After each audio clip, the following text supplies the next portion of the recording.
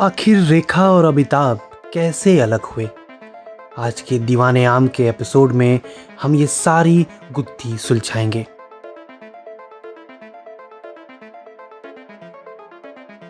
नमस्कार, आप देख रहे हैं सो सीरियस नो सीरियस। तो ये कहानी शुरू होती है जया और रेखा की दोस्ती से। जया भादुरी रेखा से उम्र में 6 साल बड़ी हैं। अपनी पहली फिल्म से जया भादुरी पर अच्छी एक्ट्रेस होने का टैग लग गया था। रेखा को अपनी एक्टिंग की काबिलियत साबित करने में कई साल लग गए। कुछ फिल्मों में काम करने के बाद रेखा ने जुहू बीच अपार्टमेंट में अपना फ्लैट खरीद लिया था। यह 1972 की बात है। तब रेखा 18 साल की थी। उसी अपार्टमेंट में जया भादुरी भी रहा करती थी, इसीलिए अक्सर आमना सामना हो जाता था। उनकी अच्छी जान पहचान हो चुकी थी, जो बहुत अच्छी दोस्ती में तब्दील हो गई।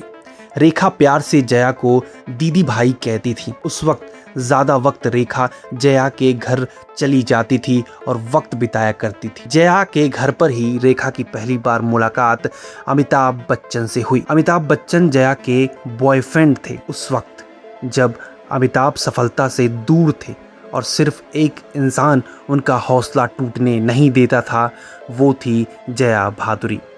जया अमिताभ की ताकत बनी रहती। जब भी जहां भी मौका मिलता, जया फिल्म निर्माताओं को कहती रहती, अमिताभ को कास्ट कर लो, अमिताभ को काम दे। महमूद की बायोग्राफी लिखने वाले ऑथर हनीफ जवेरी ने बताया था कि अमिताभ और महमूद के भाई अनवर बहुत अच्छे दोस्त थे।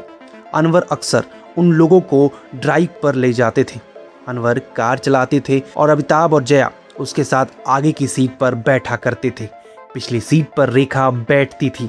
सारे रास्ते ये लोग बात करते जाते।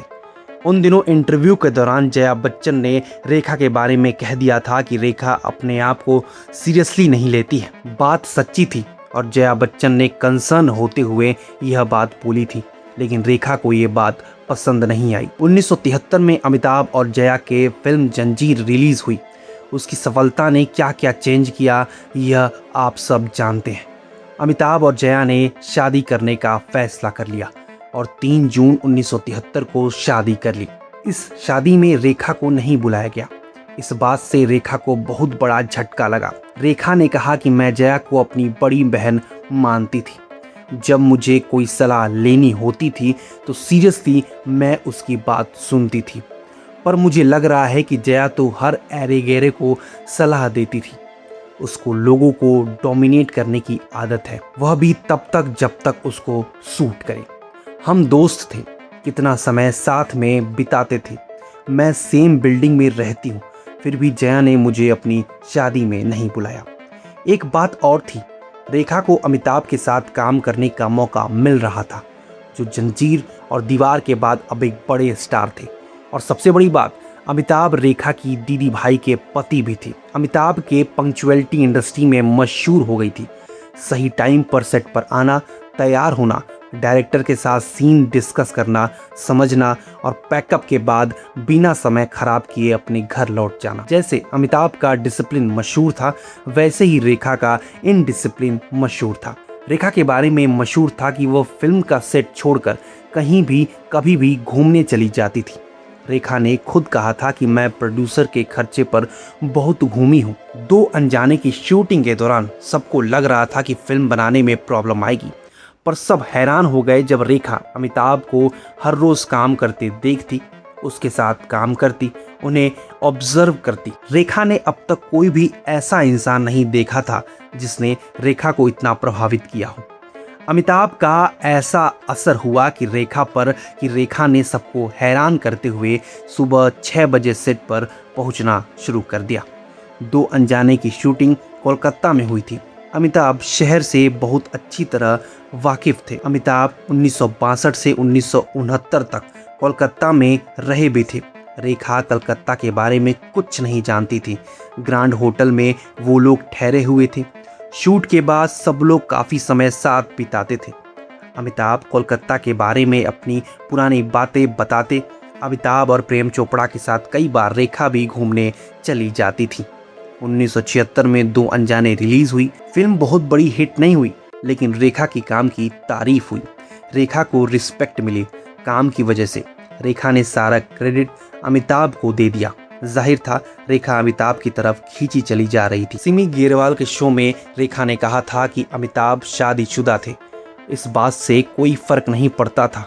मैं इस इंसान के साथ जुड़ना चाहती थी, मैं उसका घर नहीं तोड़ना चाहती थी, मैं उस इंसान के एहसास के साथ जीना चाहती हूँ। अमिताभ का ऐसा असर हुआ रेखा पर, रेखा ने अपने लैंग्वेज पर काम करना शुरू कर दिया। खूबसूरत दिखने के लिए अपनी फिटनेस और अपने खाने पीने पर ध्यान देना शुरू कर दिया। रेखा पूरी वेजिटेरियन बन गई, योग करना शुरू कर दिया।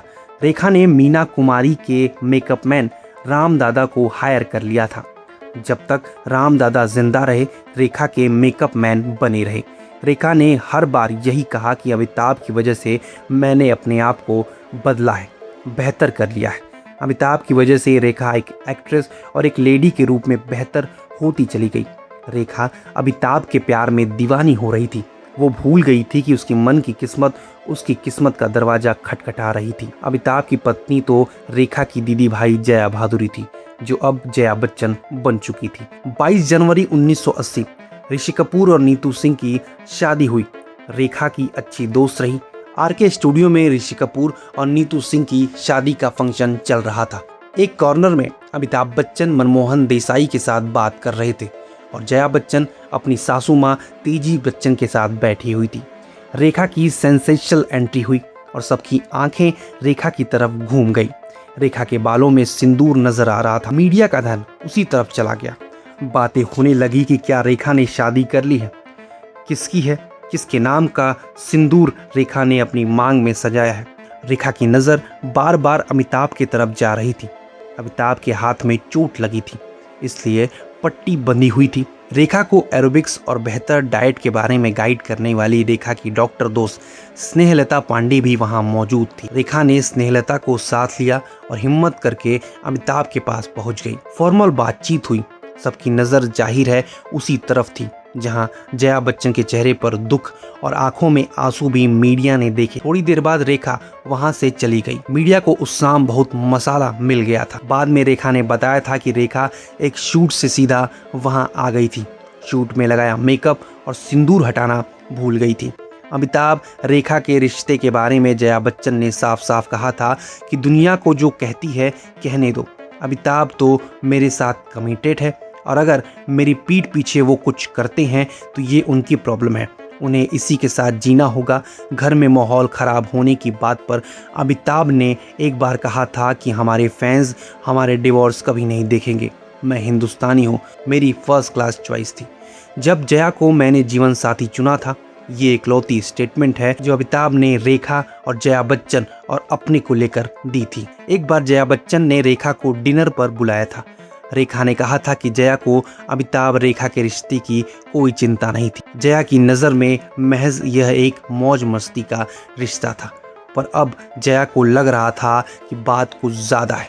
डिनर के बाद जब रेखा जया से विदाई लेने गई तो जया ने कहा था कि मैं अमित को नहीं छोड़ूंगी, चाहे कुछ भी हो जाए। जया ने अमिताभ को ये कह दिया था कि अब रेखा के साथ कोई फिल्म नहीं करोगे। ये बात अमिताभ फिल्म प्रोड्यूसर्स को कहने लगे कि मेरे साथ रेखा को कास्ट मत करना। रेखा ने कहा, जब मैंने इस बारे में अमिताभ से बात करने की कोशिश की तो अमिताभ ने कहा, इस बारे में मैं एक शब्द नहीं बोलूँगा। रेखा ने कहा, मुझे इस बात से बहुत गहरी चोट लगी थी जब अमिताभ ने मेरे साथ काम करने से इनकार कर दिया। ऐसे ही हालत थी और यश चोपड़ा ने इन्हें भी कास्ट करने का प्लान बनाया था। इन तीनों को कास्ट करते हुए बहुत ही शानदार स्क्रिप्ट एक्स्ट्रा मैरिटल अफेयर पर बनी one of the best film सिलसिला बनाई गई। अनफॉर्चुनेटली फिल्म फ्लॉप हो गई। इसके बाद रेखा और अमिताभ एक साथ नहीं नजर आए। आपको ये कहानी कैसी लगी हमें कमेंट करके ज़रूर बताइए, और अगर आपको ये सेगमेंट पसंद आ रहा है तो कमेंट कीजिए आगे किस फिल्मी रिश्ते के बारे में आप कहानी देखना चाहेंगे। हमें कमेंट कीजिए और वीडियो को लाइक कीजिए, शेयर कीजिए और ऐसे ही देखते रहिए सो सीरियस नो सीरियस।